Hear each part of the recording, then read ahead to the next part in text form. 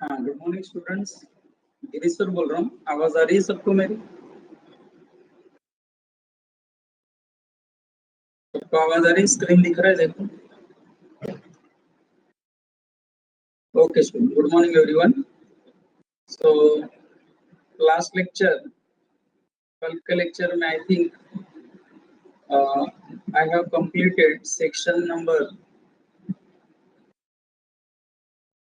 3 and I was supposed to start from sorry section 24 complete हुआ है and I think I was supposed to start from section 25. okay, liability to third party.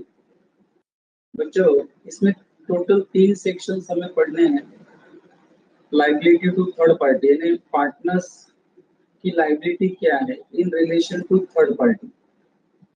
That is what we are trying to understand. Third party मतलब supplier हो गया, मतलब बच्चों form से जो dealing करते हैं ना आउटसाइडर्स, जैसे कि सप्लायर हो गए थे जिसको हम क्रेडिटर्स कहते हैं, बैंकर्स हो गए, तो try to understand, even government हो गई जिनको हमें टैक्स देना है।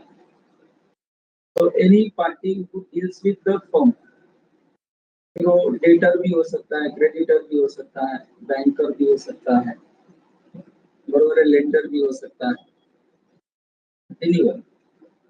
तो बच्चों, उनके रिलेशन में पार्टनर्स की लायबिलिटी क्या है? तो इसके लिए हमको सेक्शन 25, 26 एंड 27 बच्चों उसकी आइडिया लेनी पड़ेगी, उसमें क्या लिखा है उसको अंडरस्टैंड करना है। तो बच्चों सेक्शन 25 में क्या लिखा है देखो, हेडिंग मैं स्टार्ट कर रहा हूँ। So before I start section 25, ऊपर एक लाइन क्या लिखा है देखो बच्चों, the question of liability of partners to third party may be considered under different heads. बच्चों अलग अलग हेड्स में कंसिडर किया जा सकता है, जैसे कि first one, liability of partner for acts of the firm, बरोबर है बच्चों। फर्म जो भी एक्ट करेगा, बच्चों फर्म का मतलब क्या है? पार्टनर्स को कलेक्टिवली हम लोग फर्म कहते हैं, है कि नहीं? अगर 3 पार्टनर्स हैं तो इंडिविजुअली हम पार्टनर्स से फर्म कहते हैं। तो फर्म का जो भी एक्ट होगा, फर्म जो भी एक्ट करेगा in the normal course of business, firm के हर एक्ट के लिए जो बिजनेस से रिलेटेड है, उस हर एक्ट के लिए पार्टनर जिम्मेदार होगा, पार्टनर की लायबिलिटी होगी, बरोबर है। हाँ, अगर कोई पर्सन फर्म के किसी एक्ट के वक्त अगर पार्टनर नहीं था तो उस पर्टिकुलर एक्ट के लिए उसकी जिम्मेदारी नहीं होगी। ये लाइन समझा बच्चों? याद करो, एडमिशन ऑफ पार्टनर में हमने क्या पढ़ा था, एक लाइन पढ़ा था, देखो याद करो कि अगर कोई पार्टनर 10 अक्टूबर को ज्वाइन हो रहा है, 10 अक्टूबर को बच्चों अगर वो एडमिट हो रहा है पार्टनरशिप में, तो 10 अक्टूबर के पहले फर्म के किसी एक्ट के लिए क्या वो जिम्मेदार है? That is my question. बच्चों वो जिम्मेदार नहीं है। मतलब यहाँ बच्चों मेन पॉइंट क्या है, आप समझ रहे हो मेन पॉइंट क्या है? मेन पॉइंट ये बताना चाहते हैं कि अगर कोई पर्सन पार्टनर है, हम उसके पार्टनर रहते हुए फर्म का जो भी एक्ट होगा उस हर एक्ट के लिए पार्टनर लायबल होगा। सुना बच्चों, में एक और क्वेश्चन पूछता हूँ, आपको एक आइडिया आ जाएगा। बच्चे एक पर्टिकुलर पार्टनर ने रिटायरमेंट ले ली, मान लो 1 जनवरी को उसने रिटायरमेंट ले ली, एंड उसने अपने रिटायरमेंट की पब्लिक नोटिस भी दे दी 1 जनवरी को। तो मुझे ये बताओ, आफ्टर 1 जनवरी फर्म के किसी भी एक्ट के लिए क्या वो रिटायर्ड पार्टनर जिम्मेदार होगा? क्या वो रिटायर्ड पार्टनर जिम्मेदार होगा? नहीं। यानी बच्चों पॉइंट की लायबिलिटी तभी अराइज होगी फर्म के एक्ट के लिए जब वो उस वक्त पार्टनर होगा। Is that clear with everyone now? Idea आ गई बच्चों? हेलो। तो बच्चों भी मैं सेक्शन 25 का आइडिया दे रहा हूँ, पढ़ रहा हूँ, एनालिसिस भी पढ़ेंगे। मेन आइडिया तो मैंने दे दिया बच्चों। Every partner is liable, notes पे ध्यान दो बच्चों। Every partner is liable jointly with all other partners, also severally. बच्चों सेवरली समझते हो, आपने ओसीएम में कभी पढ़ा था? पार्टनर के लाइबिलिटी जॉइंट भी है एंड सेवरल भी है, सेवरल भी है, अभी पढ़ा था आपने बच्चों। इसका मतलब हर पार्टनर फर्म के हर पार्टनर फर्म के हर एक्ट के लिए, बराबर है। जिस वक्त वो एक्ट हुआ था, अगर वो व्यक्ति पार्टनर है तो फर्म के हर एक्ट के लिए बच्चों वो बाकी पार्टनर्स के साथ जिम्मेदार तो है ही, प्लस इंडिविजुअली भी लायबल है। राइट टू अंडरस्टैंड, यहाँ जॉइंटली मतलब बाकी पार्टनर्स के साथ मिलकर कलेक्टिवली लायबल है, एंड ऑल्सो सेवरली, सेवरली मतलब इंडिविजुअली। बच्चों सेवरली मतलब टाइप करो जरा, सभी पार्टनर्स के मिल के साथ, मतलब साथ मिलकर कलेक्टिवली तो वो लायबल है ही, इंडिविजुअली भी लायबल है। सेवरली मतलब क्या? इंडिविजुअली। बच्चों मुझे ये बताओ, मैं आपको एक एग्जांपल देता हूँ, देखो शायद क्लियर हो जाए। बच्चों अगर ए बी सी तीनों पार्टनर हैं एंड बाद में जाके बच्चों बी एंड सी इंसॉल्वेंट हो जाए, तीन में से दो पार्टनर इंसॉल्वेंट हो जाए, तो बताओ पूरा लॉस कौन बेयर करेगा? देखा जाए तो तीनों को बेयर करना चाहिए था कलेक्टिवली जॉइंटली, लेकिन अगर दो लोग उसमें से इंसॉल्वेंट हो जाते हैं तो अब थर्ड पार्टी से रिलेटेड लॉस पूरा कौन बेयर करेगा बच्चों? ए। जब आपने ए कहा तो बच्चों आपको ऐसा नहीं लगता है हर पार्टनर की लायबिलिटी जॉइंट भी है एंड इंडिविजुअल भी है? Don't you think so? Severally मतलब इंडिविजुअल। जरा आपका रिस्पॉन्स चाहूंगा बच्चों, are you getting my concept? ऊपर की ऊपर पढ़ना नहीं है बच्चों, अंडरस्टैंड करके पढ़ना है। ऊपर की ऊपर पढ़ाना होता तो मेरा पोर्शन कल का हो जाता बच्चों। तो बच्चों आई होप सबको पूरा लाइन क्लियर हो गया। देखो अभी क्या लिखा है, every partner is liable jointly with all the partners, देखो समझा ही सबको, and also severally for all the acts of the firm done while he is partner, for all the acts of the firm done while he is a partner। फिर बच्चों analysis में भी वापस वही लिखा है, लेकिन बहुत डिटेलिंग में लिखा है, पढ़ता हूँ मैं। देखो सेक्शन 25 का एनालिसिस क्या कहता है, बाद में बच्चों के एग्जांपल भी, आपको डाउट रहेगा तो प्लीज पूछना बच्चों। देखो मैं रीड कर रहा हूँ analysis. The partners are jointly and severally responsible to third parties for all the acts which come under the scope of their express authority or implied authority। बच्चों पार्टनर की अगर कोई एक्सप्रेस अथॉरिटी है या implied authority है, and वो partner अपने दिए गए अथॉरिटी के अंदर अगर काम करता है, तो बच्चों पार्टनर के किए गए एक्ट के लिए फर्म जिम्मेदार है एंड बाकी पार्टनर्स भी जिम्मेदार है। ठीक है बच्चों, पार्टनर ने जो भी एक्ट किया है वो उसके एक्सप्रेस अथॉरिटी या इम्प्लॉयड अथॉरिटी के अंदर फॉल होता है। अब जरा बच्चों मैं कल के लेक्चर को माइंड में रखकर क्वेश्चन पूछता हूँ, अगर किसी पार्टनर ने बियॉन्ड इम्प्लॉयड अथॉरिटी अगर एक्ट किया तो कौन जिम्मेदार, या वो पार्टनर को पर्सनली? बियॉन्ड तो पार्टनर रिस्पॉन्सिबल हो जाएगा। यस वेरी गुड, कल का लेक्चर था अपना। बच्चों आगे देखो क्या लिखा है, this is because that all the acts done within the scope of authority. बच्चों within the scope of authority यानी अथॉरिटी के अंदर रहकर कोई भी एक्ट्स कर किया जाता है, बरोबर है, जो बिजनेस से रिलेटेड है, तो बच्चों ऐसा अजम्पशन कर लेने का कि वो सारे एक्ट्स फर्म कर रहा है, एंड बच्चों फर्म का एक्ट के लिए हर पार्टनर की जिम्मेदारी होगी, collectively also and jointly also.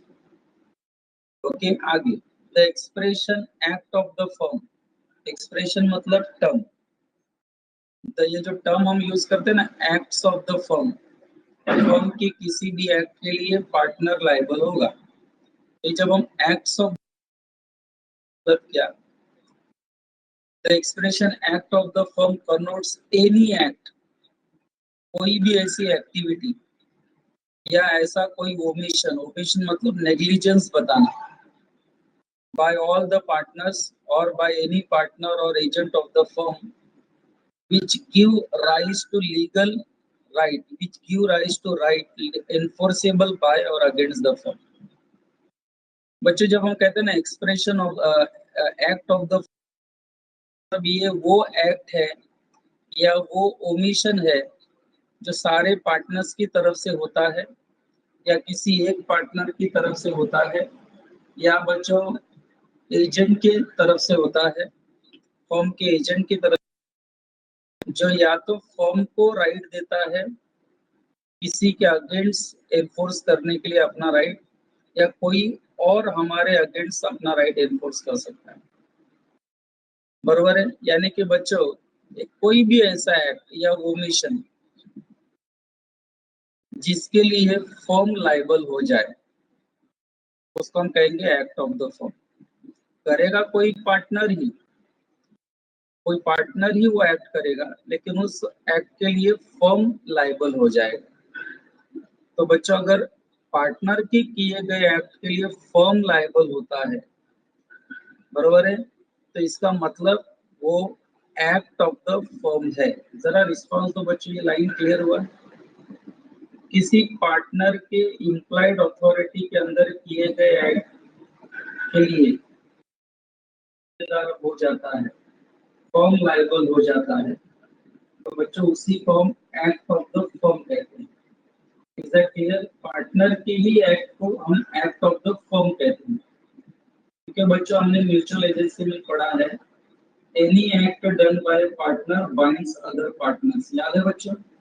An act done by partner binds other partners.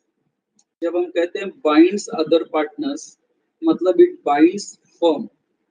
इसका मतलब पार्टनर के किसी एक्ट के लिए फर्म लायबल हो जाता है। तो समझ जाने का, वो एक्ट किसी पार्टनर का नहीं है, वो एक्ट किसी फर्म का है, वो एक्ट ऑफ द फर्म है। आगे, in order to bring the case under section 25, it is necessary that act of the firm in respect of which liability is brought to be enforced against party must have been done while। बराबर है बच्चों? सीधी बात है, जब हम कहते हैं ना एक्ट्स ऑफ द फर्म जिसके वजह से लायबिलिटी अराइज हुई है, बराबर है, अगेंस्ट अ पार्टी, ये उस वक्त का एक्ट होना चाहिए, ये एक्ट उस वक्त होना चाहिए जब पर्टिकुलर पर्सन उस फर्म का पार्टनर हो। बच्चों मान लो मैं A1 में कुछ प्रॉब्लम हुआ था, A1 में बच्चों कुछ कॉपीराइट को लेकर प्रॉब्लम हुआ था थर्ड पार्टी के साथ, बराबर है। एंड बच्चों जिस वक्त ये हुआ था उस वक्त गिरीश पार्टनर नहीं था A1 का, गिरीश ने बाद में ज्वाइन किया, वो एक्ट होने के बाद ज्वाइन किया। तो आगे बताओ, उस एक्ट को लेकर कोई लायबिलिटी जब अराइज होगी तो क्या गिरीश को भी रिस्पॉन्सिबल ठहराया जाएगा? नहीं, क्योंकि वो जब एक्ट हुआ था ना बच्चों A1 का, क्या उस वक्त गिरीश पार्टनर था? क्या गिरीश पार्टनर था क्या उस वक्त? The answer is no. बाकी लोग पार्टनर्स थे, तो उनको लायबल ठहराया जाएगा कि नहीं उस एक्ट के लिए? क्योंकि वो लोग उस वक्त पार्टनर थे जब वो एक्ट हुआ जिसके वजह से बच्चों केस हुआ है, उस वक्त वो लोग पार्टनर थे, तो केस उन्हीं के ऊपर होगा कि नहीं बच्चों? थर्ड पार्टी उन्हीं के ऊपर केस करेगा या ये लोग थर्ड पार्टी पर केस करेंगे? गिरीश का कोई लेना देना है क्या उस एक्ट से? क्योंकि जब वो एक्ट हुआ था गिरीश पार्टनर था ही नहीं, तो गिरीश की उस एक्ट के लिए लायबिलिटी अराइज नहीं होगी। Is that clear with everyone student? चलो अब एग्जाम्पल पढ़ते हैं तो सेक्शन 25 का आइडिया कंप्लीट हो जाएगा बच्चों। पढ़ो क्या लिखा है। Certain persons were found to have been partners। बच्चों कितना क्लियर कट लिखा है देखो, जैसे कि राहुल सर, मयूर सर, दोषी sir, certain persons were found to have been partners in a firm when the act constituting an infringement of trademark by the firm took place. बच्चों क्या हुआ? Infringement of trademark by the firm, मतलब समझते हो? थोड़ा tough लगेगा, देखो। Infringement of trademark by the firm took place, मतलब बच्चों किसी और कंपनी का A1 ने इलीगली यूज किया, तो आपको लगता नहीं A1 की गलती हो गई? किसी और का ट्रेडमार्क A1 गलती से यूज करके बिजनेस कर रहा है। हेलो बच्चों, मैं किसी और का गुडविल यूज करके उसको बिना पूछे अगर बिजनेस करूं तो आपको लगता नहीं मैंने गलत किया कुछ? हेलो, तो बच्चों A1 ने भी वही किया। A1 में उस वक्त पार्टनर कौन थे? दोषी सर, राहुल सर, मयूर सर, ये लोग पार्टनर थे। एंड बच्चों इनसे क्या हुआ? A1 फर्म से उस वक्त क्या हुआ? किसी और कंपनी का ट्रेडमार्क इस्तेमाल किया इन्होंने, एंड बच्चों ये पकड़े गए, एंड इसके लिए A1। अब आगे देखो क्या लिखा है। अब मैं वापस पढ़ता हूँ बच्चों, मैंने केस आपके माइंड में डाल दिया है। Certain persons were found to have been partners in a firm when the act constituting an infringement of trademark, infringement मतलब illegal use of trademark by the firm took place. It was held that, बच्चों इसमें case judgement क्या है देखो। It was held that they were liable for the damages arising out of alleged infringement, illegal infringement. It is immaterial, arose after dissolution of the firm. बच्चों बात को जरा समझने का, डिसोल्यूशन समझते हो ना आप लोग? हाँ बच्चों, मान लो मैंने कितने लोगों का नाम लिया अभी A1 के पार्टनर्स, दोषी sir, Rahul sir and Mayur sir, सही बोला मैंने?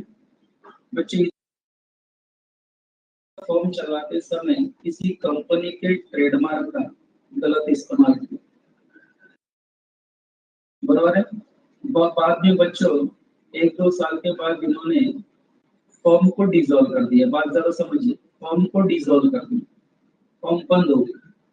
बच्चों फर्म बंद होने के बाद 2 महीने बाद जिस कंपनी का A1 ने ट्रेडमार्क का इस्तेमाल किया था गलत, उस कंपनी ने केस कर दिया।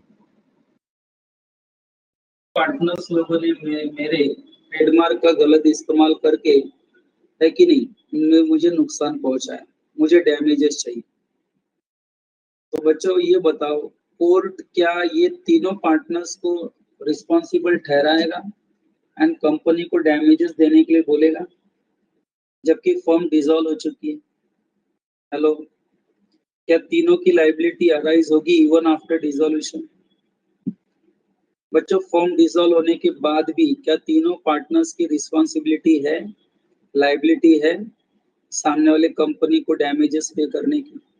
माय क्वेश्चन समझ में आया? बच्चों यहाँ पर तीनों पार्टनर्स की लाइबिलिटी अराइज होगी इवन आफ्टर डिसॉल्यूशन। क्यों बोलो? क्योंकि जब इन्होंने ये कांड किया था तब पार्टनर, जब ये इलीगल ट्रेडमार्क का इस्तेमाल कर रहे थे तब ये तीनों पार्टनर थे कि नहीं A1 के? जिस वक्त ये कांड हुआ था तब ये तीनों पार्टनर थे कि नहीं A1 में? आंसर दो बच्चों। यस, तो इसका मतलब आपको नहीं लगता तीनों की लाइबिलिटी है उस कंपनी को डैमेजेस पे करने की, भले ही फर्म का डिसोल्यूशन हो गया हो? बच्चों are you getting my point? भले फर्म का डिसोल्यूशन हो गया हो फिर भी डैमेजेस पे करने की लाइबिलिटी तीनों पार्टनर की होगी, क्योंकि ये तीनों उस वक्त पार्टनर थे जब ये गलत काम उनसे हुआ। इज दैट क्लियर बच्चों? हेलो बच्चों, सेक्शन 25 का आइडिया आ गया सबको? यस।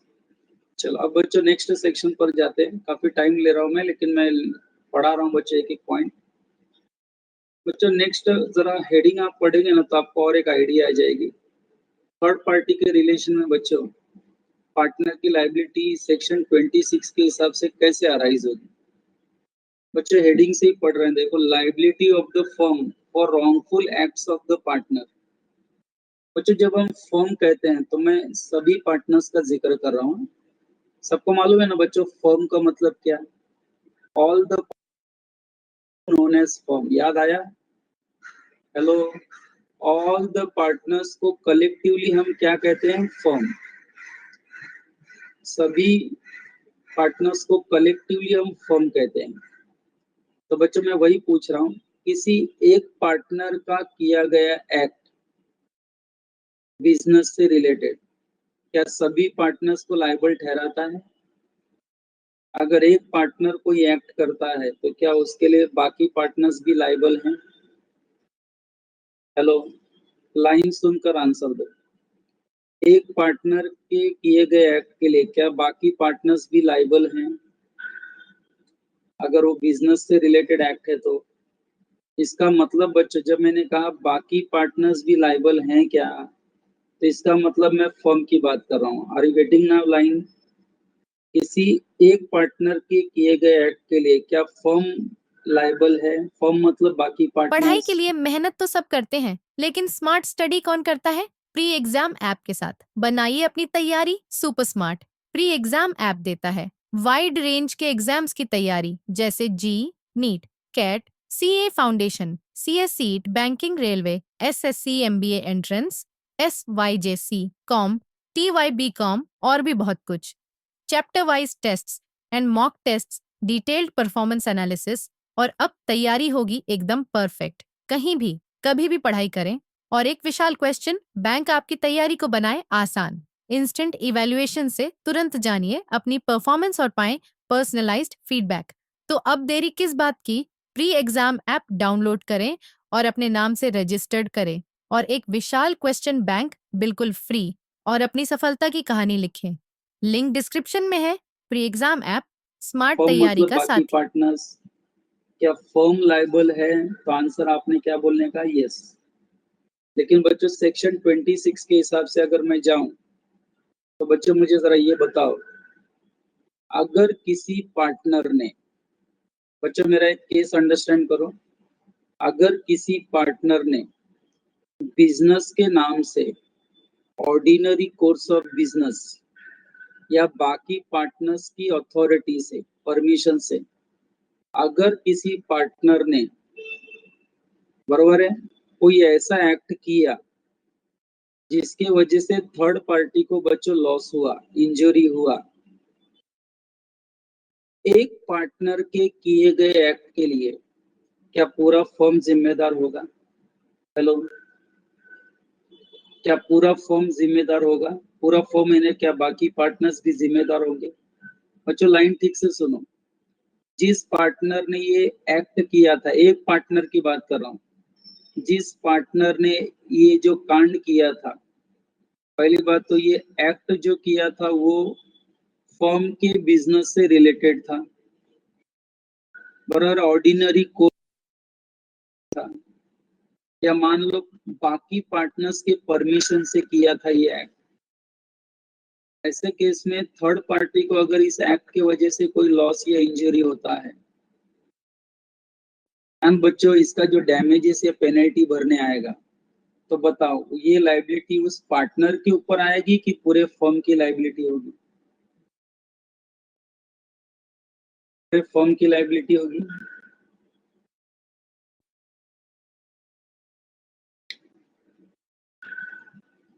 यस बच्चों, अभी मैं एक एग्जांपल दूं आपको, जैसे सुना, एग्जांपल है बच्चों, ज्यादा सीरियसली मत लेना। बच्चों मान लो कि A1 क्लासेस है अपना, उसमें एक स्टूडेंट आके A1 में बदतमीजी कर रहा था, बरोबर। अब पेरेंट्स वगैरह आ जा रहे थे और उनके सामने वो बच्चों अच्छे शब्दों का प्रयोग नहीं कर रहा था A1 के लिए, बरोबर, नाम खराब कर रहा था, जबकि ऐसा कुछ था नहीं। तो बच्चों सभी पार्टनर्स थे, हम लोग यहाँ पर बैठे थे, और वो बोलते जा रहा है, बरोबर, वो व्यक्ति बोलते जा रहा है A1 के खिलाफ। उतने में मयूर सर गुस्सा हो गया। मयूर सर उसको बोले, तू जा भी नहीं तो अभी मार खाएगा तू यहाँ से, तू जा, भाग अभी यहाँ से। फिर भी वो बोलते जा रहा है। तो मयूर सर को गुस्सा आया एंड मयूर सर उसको मारने लगे। एंड हम लोग पार्टनर जो बैठे थे ना, मैं था, राहुल सर थे, जोशी सर थे, हम लोगों ने भी क्या बोला, फटका फटका इसको, फटका इसको। ये सब झूठ बोल रहा है, फालतू का बात कर रहा है, फटका मार इसको। तो बच्चों, आपको ऐसा नहीं लगता है किसी को मारना ये गलत है? ये बात सही है। एंड ये गलत काम कौन कर रहे हैं? टाइप करो। किसी को भी मारना ये गलत है। ये गलत काम कौन कर रहा है? एग्जाम्पल बच्चों, मेरे एग्जाम्पल से जाओ, कौन कर रहा है ये उसको मारने का काम? मयूर सर कर रहे हैं। लेकिन आपको लगता नहीं मयूर सर ये जो काम कर रहे हैं वो सबकी परमिशन से कर रहे हैं, बाकी पार्टनर्स की अथॉरिटी से कर रहे हैं? डोंट यू थिंक सो? बाकी पार्टनर्स की अथॉरिटी से कर रहे हैं कि नहीं? एंड बच्चों, मयूर सर ने उसको इतना फटकाया कि वो हॉस्पिटलाइज्ड हो गया। मयूर सर ने उसको इतना फटकाया कि वो हॉस्पिटलाइज्ड हो गया। अब मुझे बताओ, हॉस्पिटल का जो भी खर्चा वगैरह है वो मयूर सर को देना पड़ेगा कि पूरे A1 का जिम्मेदारी? पूरे A1 का जिम्मेदारी। बच्चों, अभी समझ में आया आपको लॉजिक? सेक्शन 26 का लॉजिक समझ में आया? सेक्शन 26 की आइडिया आ गई सबको?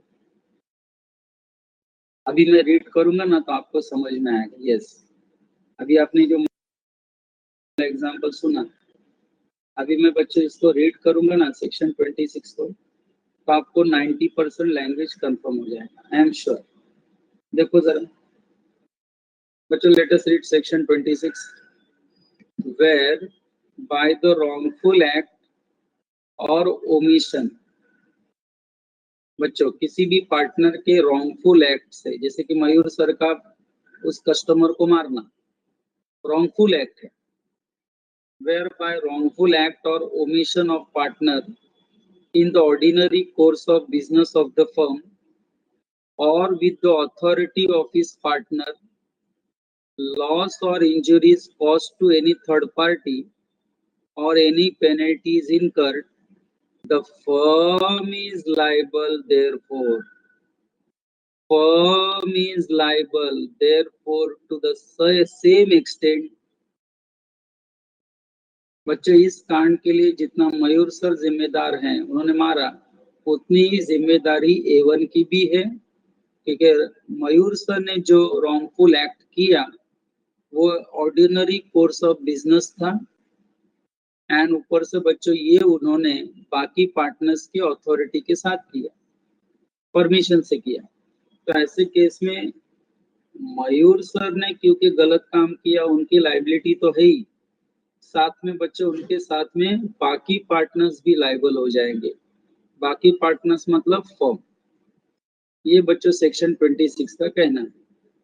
तो बच्चों, इसी ऊपर के 3 लाइन को उन्होंने एनालिसिस में कैसे ब्रेकअप करके चीज, लेकिन अभी उसको डिवाइड करके दिया है आपको। देखो एनालिसिस ऑफ सेक्शन 26 में क्या लिखा है, the firm is liable to the same extent. Firm मतलब बाकी के पार्टनर्स या सभी partners. The firm is liable to same extent as partner for any loss और injury caused to third party by the wrongful acts of the partner if they are done by the partner while acting in the ordinary course of business of the firm and B with the authority of the partners. If the act in question can be regarded as authorized and as falling within either of the categories mentioned in section 26, बच्चों either of the categories mentioned in 26 मतलब या तो मयूर sir ने जो कांड किया वो ordinary course of business होना चाहिए, या तो बाकी पार्टनर्स के अथॉरिटी के साथ होना चाहिए, या बाकी पार्टनर्स के परमिशन में हुआ है। अगर वो दोनों में से कोई भी अगर एक क्वेश्चन है तो बच्चों मान लो उस एक्ट के लिए पूरे फॉर्म की लायबिलिटी हो जाएगी, सारे पार्टनर जिम्मेदार होंगे। ओके बच्चों, तो लास्ट पैराग्राफ एग्जांपल के पहले मैं एक बार रीड कर रहा हूँ। If the act in the question can be regarded as authorized and as falling within either of the categories mentioned in section 26. The fact that method employed by the partner in doing it was an unauthorized or wrongful would not affect the question. Furthermore, all partners in a firm, बच्चों ये line ध्यान दो.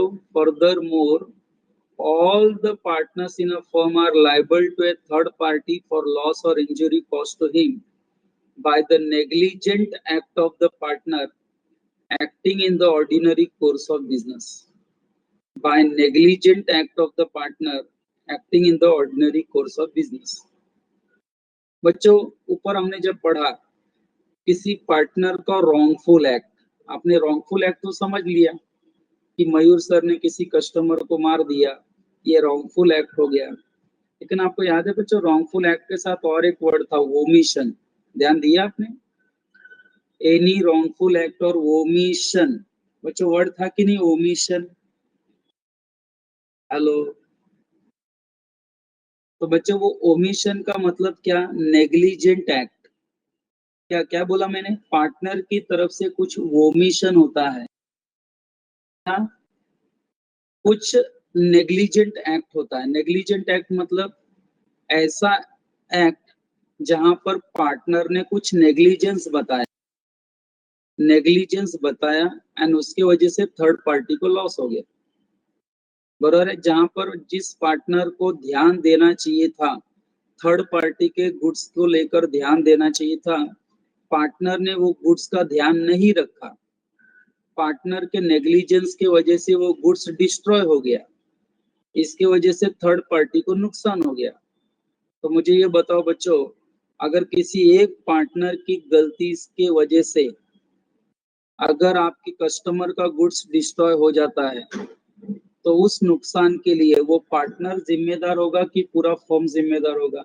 बताओ चलो. उस negligent act के लिए partner जिम्मेदार होगा कि पूरा फर्म जिम्मेदार होगा? टाइप करो.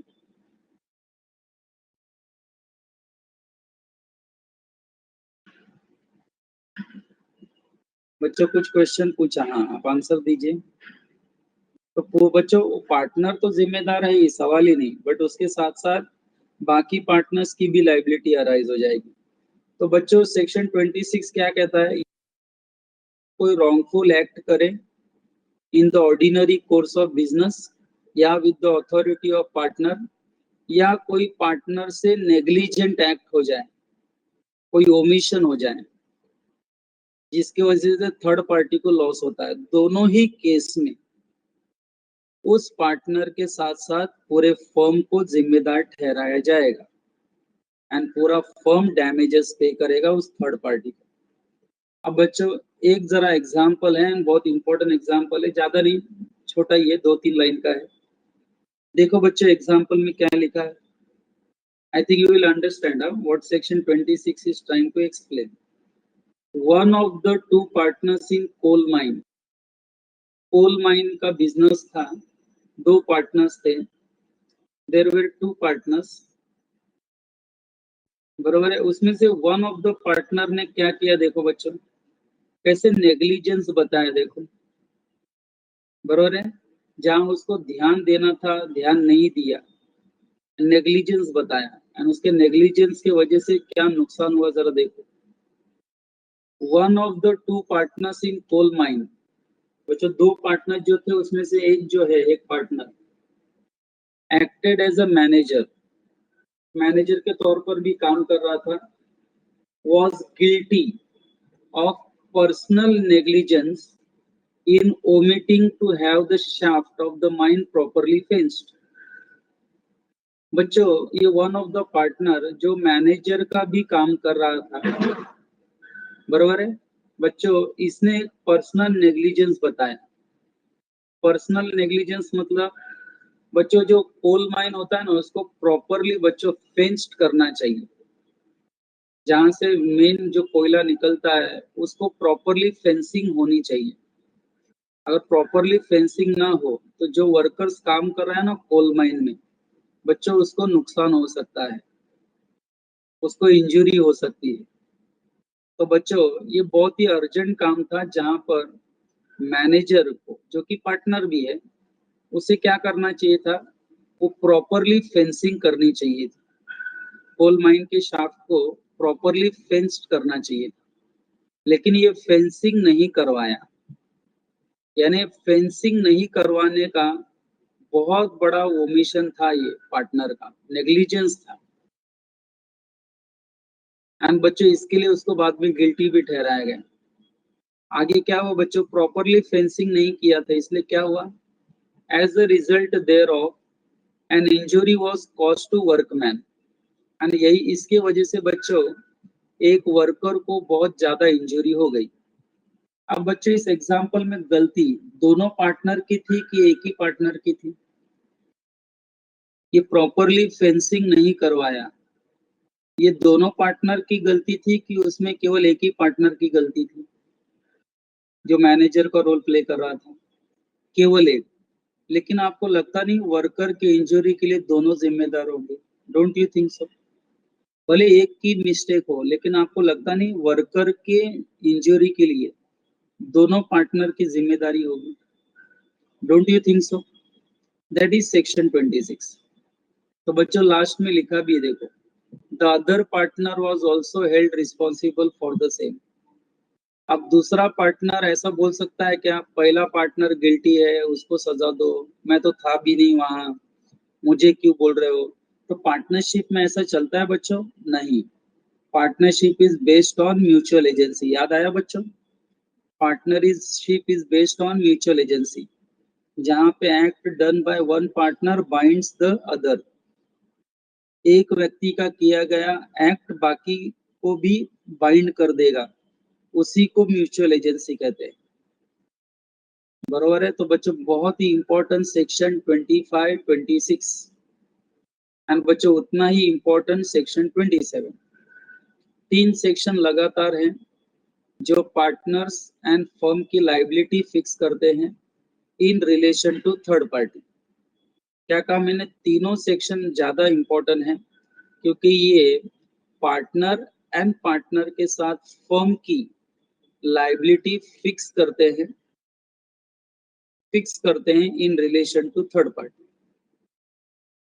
अब बच्चों यहाँ क्या लिखा है देखो, सेक्शन 27 का, liability of the firm for miss application by partners. बच्चों कोई अगर इंडिविजुअल पार्टनर अगर कोई मिस एप्लीकेशन करता है या मिस अप्रोप्रिएशन करता है पैसों का या प्रॉपर्टी का, बरोबर है बच्चों, तो ऐसे केस में पार्टनर के किए गए मिस एप्लीकेशन के लिए, पार्टनर के किए गए मिस अप्रोप्रिएशन ऑफ मनी के लिए क्या फर्म की लायबिलिटी है? क्या फर्म जिम्मेदार होगा? तो बच्चों नहीं, पूछ नहीं रहा हूं मैं, यह भी हमें डिस्कस करना है, यह भी हमें डिस्कस करना है। पार्टनर द्वारा अगर कोई पैसा को लेकर कुछ मिस एप्लीकेशन हुआ, बरोबर है, या मिस अप्रोप्रिएशन हुआ, या पैसों का गलत इस्तेमाल किया गया बाय पार्टनर, तो उस पैसों के लिए क्या फर्म की लायबिलिटी होगी? क्या फर्म जिम्मेदार होगा? तो बच्चों इसका आंसर यस। समझने के लिए हमको सेक्शन 27 को अंडरस्टैंड करना पड़ेगा। उसमें जो ए एंड बी देख रहे हो बच्चों, ए एंड बी, ये ए एंड बी में से कोई भी अगर एक केस होता है तो बच्चों इस मिस एप्लीकेशन बाय पार्टनर के लिए फर्म जिम्मेदार होगा।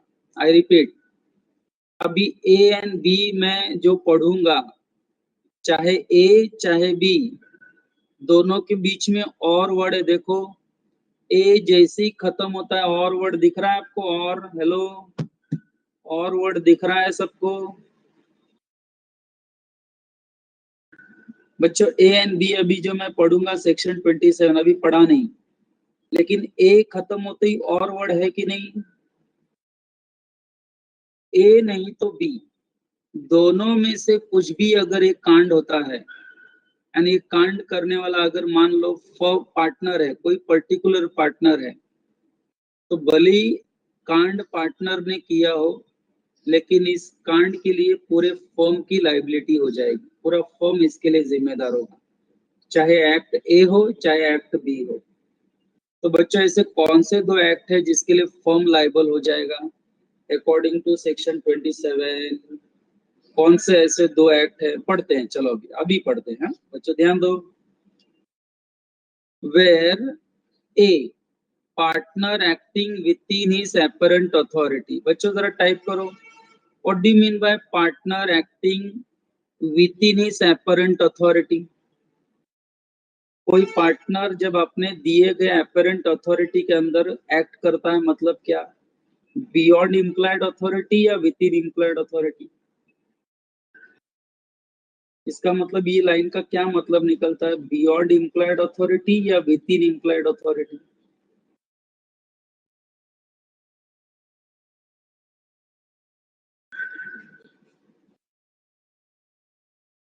Very good, very good. चलो आई थिंक अभी आपको समझेगा। देखो, a partner acting within his apparent, जो पार्टनर अपनी इम्प्लॉयड अथॉरिटी के अंदर काम करते हुए रिसीव्स मनी, ऐसा पार्टनर को पैसा मिलता है, रिसीव्स मनी और प्रॉपर्टी, कहां से, किससे? किससे वो ले रहा है ये पैसा? थर्ड पार्टी से। मान लो डेटर, बिजनेस का जो डेटर है ना, उससे वो पार्टनर पैसा लेता है, क्योंकि उसको लेने का अथॉरिटी है, इम्प्लॉयड अथॉरिटी है कि वो थर्ड पार्टी से पैसा ले सकता है। तो बच्चों पार्टनर कर भी वही रहा है। Partner acting within his apparent authority receives money और property from third party, and बच्चों पैसा रिसीव करने के बाद and misapplies it, and misapplies it, and बच्चों ये पैसा रिसीव करके वो पार्टनर इन पैसे को मिस अप्लाई कर देता है, मिस अप्रोप्रिएट कर देता है, गलत इस्तेमाल कर देता है, फर्म को हैंडओवर नहीं करता है, खुद ही ये पैसा खा जाता है, उड़ा देता है, मिस अप्लाई कर देता है। तो आप बताओ, ये जो पार्टनर ने पैसा रिसीव किया, इसके लिए कौन जिम्मेदार है? पार्टनर अकेला या फर्म भी जिम्मेदार है? चलो टाइप करो, इस एक्ट के लिए कौन जिम्मेदार है? पार्टनर तो है ही जिसने मिस अप्लाई किया, साथ में क्या फर्म भी जिम्मेदार है?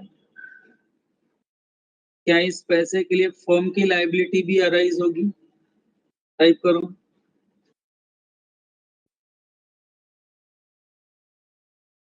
बच्चों मान लो A1 ने मुझे अथॉरिटी दी थी कि गिरीश से पैसा ला सकते हो, लाकर अपने फर्म को दे दो, तुमको अथॉरिटी है पैसा कलेक्ट करने की। मार्केट में जाकर डेटर्स लोगों से पैसा वसूल करता हूँ, लेकिन यहाँ A1 में न लाकर मैं वो पैसा अगर मिस यूज करता हूँ, मिस अप्लाई करता हूँ, तो बताओ क्या A1 जाकर डेटर्स से वापस पैसा मांगेगा? क्या मांग सकता है क्या कि हमको पैसा वापस दो, गिरीश ने वहां यूज कर लिया पैसा? नहीं। बच्चों आपको नहीं लगता वो एज गुड एज फर्म को पैसा मिल गया? गिरीश को मिला मतलब एज गुड एज फर्म को डेटर से पैसा मिल गया, यही एजम्पशन होगा कि नहीं? क्योंकि गिरीश को अथॉरिटी थी पैसा रिसीव करने की, गिरीश ने रिसीव भी किया, लेकिन गिरीश ने अप्लाई कर दिया। तो बच्चों बताओ, इसके लिए क्या फर्म लायबल होगा? क्या फर्म को जिम्मेदारी लेनी पड़ेगी डेटर्स के रिलेशन में कि हाँ हमें पैसा? Hello, don't you think so A1 की भी जिम्मेदारी बनती है? यस। लेकिन बच्चों अगर मैं यहाँ एक और क्वेश्चन पूछूं कि गिरीश नाम के पार्टनर को अथॉरिटी नहीं थी, बियॉन्ड अथॉरिटी जाकर वो पैसा रिसीव करता है, बच्चों डेटर्स को उसके इम्प्लाइड अथॉरिटी के रेस्ट्रिक्शंस के बारे में पता नहीं है। अब बताओ गिरीश अगर बियॉन्ड अथॉरिटी जाकर पैसा रिकवर करता है, तो क्या गिरीश के साथ साथ A1 जिम्मेदार है पैसे के लिए? देखो थर्ड पार्टी को पता नहीं है रेस्ट्रिक्शन के बारे में। नहीं नहीं नहीं नहीं, आप समझे नहीं, लगता है क्वेश्चन आप समझे नहीं।